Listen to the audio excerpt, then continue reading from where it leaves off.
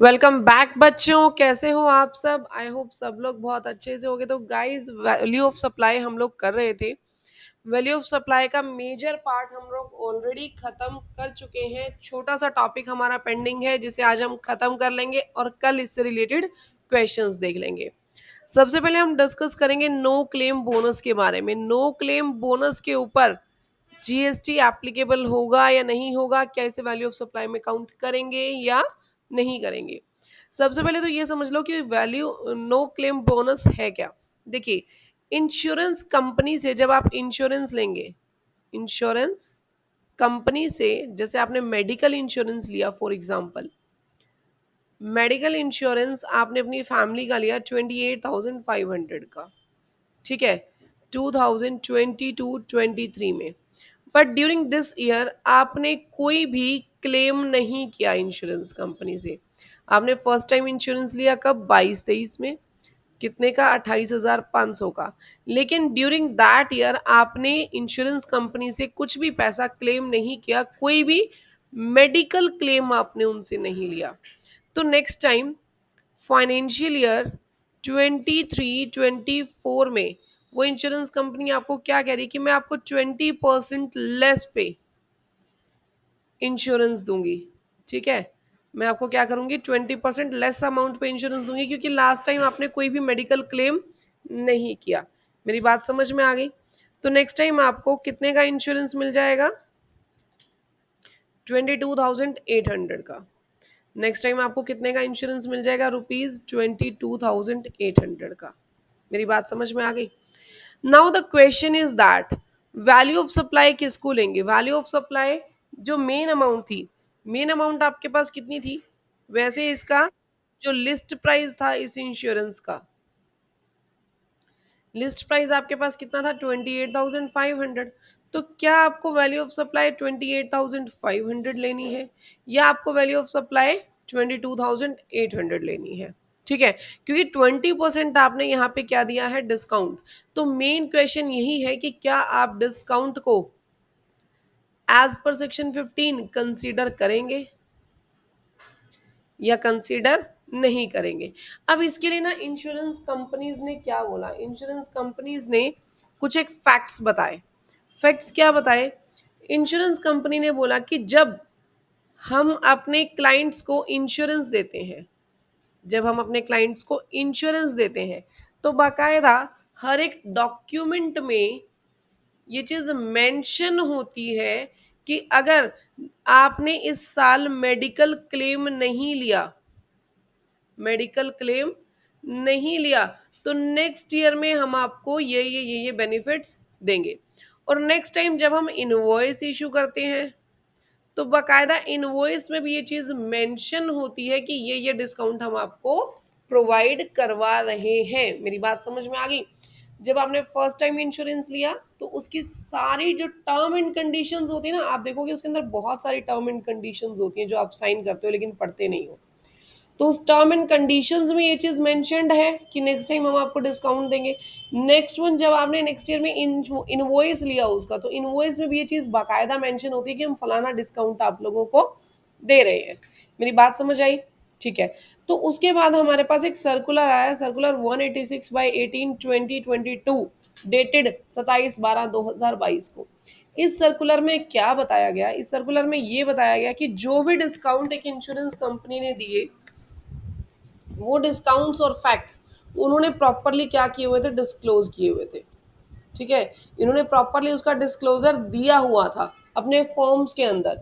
The insurance company make the disclosure of the facts, availability of discount in form of NCB, ठीक है, subject to the certain conditions to the insured in the insurance policy document itself and also provide the details of NCB in its invoice also. The pre-disclosure of NCB amount in the policy document and specific mention the discount in the form of NCB in the invoice is in the consonance with the condition laid down for the condition of discount from the value of supply under section 15(3)(a। यानी कि same वही बातें हैं जो मैंने आपको बताई कि एक तो उन्होंने अपने एनसीबी के डॉक्यूमेंट्स में जो भी टर्म्स एंड कंडीशंस होती हैं उसमें बताया होता है कि हम इतना इतना डिस्काउंट देंगे, ठीक है। जब कल को इनवॉइस इशू होता है तो उसमें भी बताया हुआ है कि इतना आपको डिस्काउंट हम प्रोवाइड कर रहे हैं। अब यहाँ पे क्या कह रहा है कि जो आपकी कंडीशन थी ना वैल्यू ऑफ सप्लाई की, सेक्शन 15 सबसेक्शन 3 क्लोज ए की, वो पूरी हो गई। सेक्शन 15 सबसेक्शन 3 क्लोज ये क्या कहता है? ये कहता है कि अगर आप डिस्काउंट दे रहे हो, कब? At the time of supply और before the time of supply, तो वो डिस्काउंट जो है वो ड्यूली रिकॉर्डेड होना चाहिए। किस पे रिकॉर्ड होना चाहिए? इनवॉइस इशूड पे। तो यहाँ पे जब इंश्योरेंस कंपनीज क्लैरिफाइड कर रही हैं, वो कह रही हैं कि हमने ऑलरेडी मेंशन किया हुआ है डिस्काउंट। किस पे मेंशन किया हुआ है? अपने इनवॉइस पे। ठीक है। तो जो वो कंडीशंस है जो सेक्शन 15 सबसेक्शन 3 क्लोज ए के अंदर आती है, वो कंडीशंस इंश्योरेंस कंपनी पूरी कर, तो अगर उसने इंश्योरेंस कंपनी ने ये कंडीशन पूरी कर दी तो डिडक्शन जो है एनसीबी अमाउंट की उसको मिल जाएगी, यानी कि आपने वैल्यू ऑफ सप्लाई में से वो डिस्काउंट क्या कर देना है? माइनस कर देना है। यहाँ तक क्लियर हो गया? ठीक है। ओके। नाउ नेक्स्ट पे आ जाओ। नेक्स्ट हमारे पास देखिए ये जो सेक्शन है ना, सेक्शन 15 सबसेक्शन 4 एंड 5, ये हमारे पास फाइनल लेवल पे डिस्कस किया जाएगा। इसमें कौन सी ट्रांजेक्शन्स आएंगी मैं थोड़ा सा आपको बता दूं।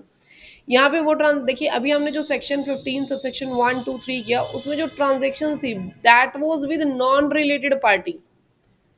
ठीक है। और सेक्शन 15 सबसेक्शन 1 क्या बोल रहा था कि price is the sole consideration. हमारे पास दो कंडीशंस थी कि प्राइस सोल कंसिडरेशन है और रिलेटेड पार्टी नहीं है।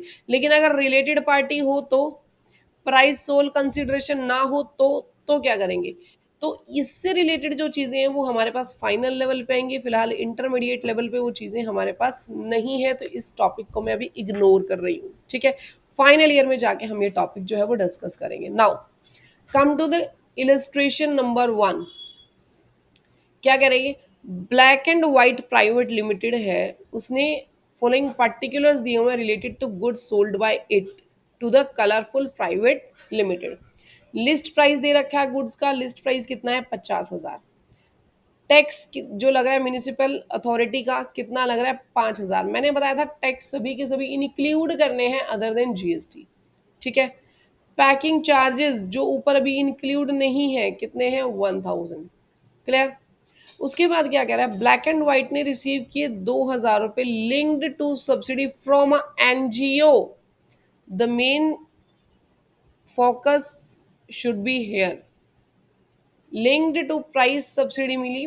ठीक है। प्राइस लिंक्ड सब्सिडी मिली, लेकिन कहाँ से मिली? एनजीओ से, on sale of goods. And the next one is price of 50,000 of the goods is after considering. 50,000 जो है वो आफ्टर कंसिडरिंग है सच सब्सिडी, यानी ये जो सब्सिडी दे रखी है उसके बाद हमने जो वैल्यू लिया वो 50,000 है। क्लियर? ये ऑलरेडी सब्सिडी हम यहाँ पे कंसिडर कर चुके हैं। नाउ ब्लैक एंड व्हाइट ने 2% ऑफर किया है उसको discount on the list price which is also recorded in the invoice. ये इनवॉइस के अंदर रिकॉर्ड है। क्लियर?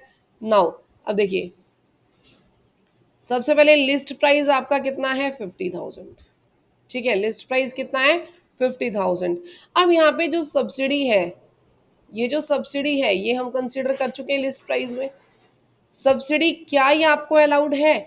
ये सब्सिडी देखो एनजीओ से है, गवर्नमेंट सब्सिडी नहीं है। मैंने आपको बताया था गवर्नमेंट सब्सिडी अलाउड है। ठीक है। लेकिन एनजीओ की गवर्नमेंट सब्सिडी नहीं है, गवर्नमेंट के थ्रू प्रोवाइड नहीं की गई है। तो यहाँ पे क्या कर देंगे? सब्सिडी को ऐड कर देंगे। कितनी सब्सिडी दी हुई है आप लोगों के पास? 2,000 रुपए। ठीक है। लिस्ट प्राइस हमने ले लिया, सब्सिडी हमने ले ली। नेक्स्ट वन, म्यूनिसिपल अथॉरिटी ने टैक्स लगाया, म्यूनिसिपल टैक्सेस ऐड कर देंगे। सॉरी 5,000 है ये, 2,000 नहीं है।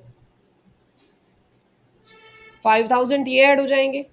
Next one, packing charges, packing charges 1,000 के हैं, ये ऐड हो जाएंगे। क्लियर?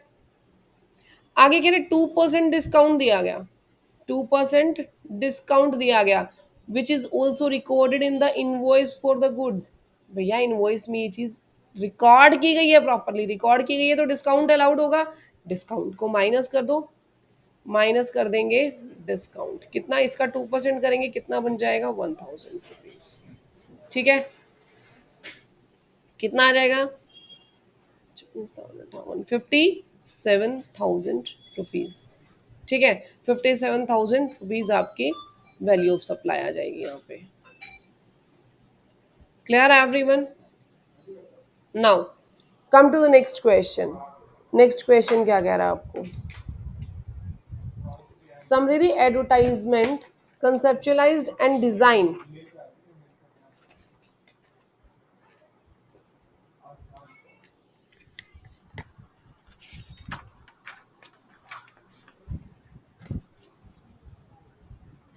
हाँ जी, समृद्धि एडवर्टाइजमेंट जो है conceptualise and design the advertising campaign, वो एक एडवर्टाइजिंग कैंपेन जो है वो डिजाइन कर रही है। कौन? Samriddhi advertiser. For a new product launch by new moon private limited. नया प्रोडक्ट किसने लॉन्च किया है? न्यू मून प्राइवेट लिमिटेड ने। तो उसके एडवर्टाइजमेंट कैंपेन समृद्धि एडवर्टाइजर जो है वो डिजाइन कर रही है।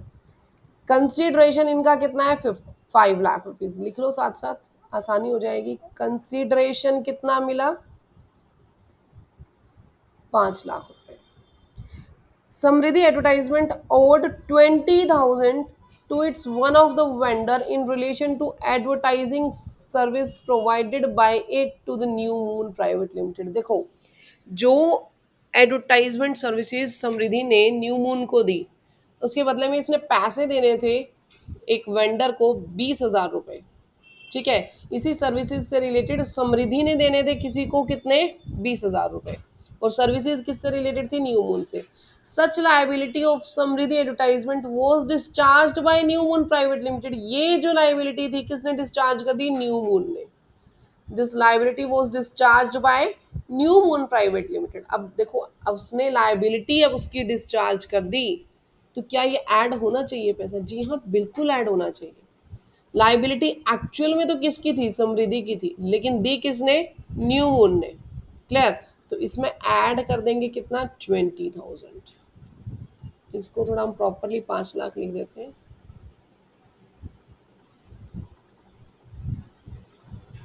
ठीक है, next one. New moon private limited delayed the payment of consideration. उसने डिले कर दी पेमेंट ऑफ कंसिडरेशन। इसके लिए 15,000 का उसको इंटरेस्ट मिला। न्यू मून ने अपनी पेमेंट लेट की, पेमेंट लेट करने की वजह से उसको 15,000 का इंटरेस्ट जो है वो पे करना पड़ा समृद्धि को। एज्यूम कर लो कि रेट ऑफ जीएसटी कितना है? 18%। रेट ऑफ जीएसटी कितना है? 18%। अब देखो, इंटरेस्ट है, इंटरेस्ट वैल्यू ऑफ सप्लाई का पार्ट बनेगा? जी हाँ, बिल्कुल बनेगा। क्या वैल्यू ऑफ सप्लाई में इंटरेस्ट ऐड होना चाहिए? होना चाहिए। बट एक चीज ध्यान से सोचो, जो हमारे पास 15,000 है, 15,000 टोटल इंटरेस्ट उसको मिला। 15,000 टोटल इंटरेस्ट उसको मिला, किसको? समृद्धि को। तो जो ये 15,000 है, इसके अंदर ये जीएसटी ऑलरेडी इंक्लूडेड होगा। ये जीएसटी ऑलरेडी इंक्लूडेड होगा। तो इंटरेस्ट आपको टोटल कितना मिला? 15,000 का। और इसके ऊपर ऑलरेडी क्या इंक्लूडेड है? इसके अंदर जीएसटी। तो विदाउट जीएसटी, प्री जीएसटी कितना इंटरेस्ट होगा? 15,000 इंटू 100 डिवाइडेड बाय कर दो 118। कितना आ जाएगा हमारे पास?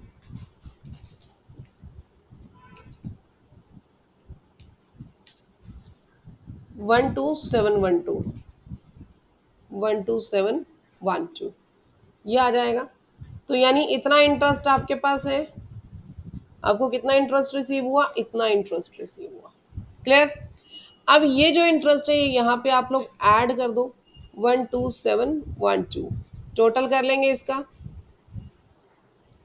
5 लाख, 20,000, 532,712।